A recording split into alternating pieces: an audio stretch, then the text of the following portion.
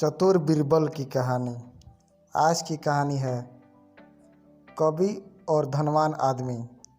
एक दिन कवि किसी धनी आदमी से मिलने गया और उसे कोई सुंदर कविता इस उम्मीद के साथ सुनाई कि शायद वो धनवान खुश होकर कुछ इनाम जरूर देगा।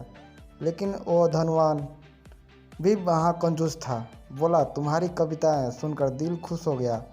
तुम कल फिर आना, मैं तुम्हें खुश कर दूंगा। कल शायद अच्छा इनाम मिलेगा। ऐसी कल्पना करता हुआ वह कभी घर पहुंचा और सो गया। अगले दिन वह फिर उस धनवान की हवेली में जा पहुंचा। धनवान बोला, सुनो कवि महाशय, जैसे तुमने मुझे अपनी कविताएं सुनाकर खुश किया था, उसी तरह मैं तुमको बुलाकर खुश हूँ। तुमने मुझे कल भी कुछ भी नहीं दिया, इसलिए मैं भी कुछ नहीं दे रहा हूँ। हिसाब बराबर हो गया। कवि बेहद निराश हो गया। उसने अपनी आप बीती एक मित्र को कहा सुनाई और उस मित्र ने बीरबल को बता दिया। सुनकर बीरबल बोला, अब जैसा मैं कहता हूँ वैसा करो। तुम उस धनवान से मित्रता करके उस खाने पर अपने घर बुलाओ। हाँ, अपने कवि को मित्र को भी बुलाना मत भूलना। मैं तो खैर वहाँ मौजूद ही रहूँगा।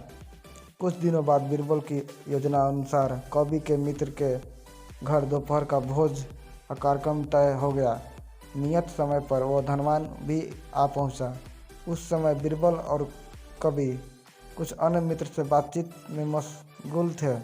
समय गुजरता जा रहा था, लेकिन खाने पीने का कहीं कोई नामो निशान न था। वे लोग पहले की तरह बातचीत में व्यस्त थे। धनवान की बेचैनी बढ़ती जा रही थी।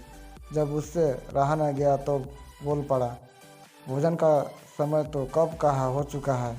क्या हम यहाँ खाने पर नहीं आए हैं? खाना? कैसा खाना? बीरबल ने पूछा। धनवान को अब गुस्सा आ गया। क्या मतलब है तुम्हारा? क्या तुम मुझे यहाँ खाने पर नहीं बुलाया है? खाने का कोई निमंत्रण नहीं था। यहाँ तो आपको खुश करने के लिए खाने पर आने को कहा गया था, जवाब बीरबल ने दिया। धनवान का पारा सातवें आसमान पर चढ़ गया। क्रोधित स्वर में बोला, यह सब क्या है? इस तरह किसी इज्जतदार आदमी को बेइज्जती करना ठीक नहीं है क्या? तुमने मुझे धोखा किया है। और बीरबल हंसता हुआ बोला, यदि मैं कहूँ कि इसमें कुछ भी गलत नहीं है, तुमने इस कवि से यही कहकर धोखा दिया था कि कल आना, सो मैंने भी कुछ ऐसा ही किया। तुम जैसे लोगों के साथ ऐसा व्यवहार होना चाहिए। धनवान को अब अपनी गलती का आभास हुआ। उसने कवि को अच्छा इनाम देकर वहाँ से विदा ली। वहाँ मौजूद सभी बीरबल को प्रशंसा भरी नज़रों से देखने लगे।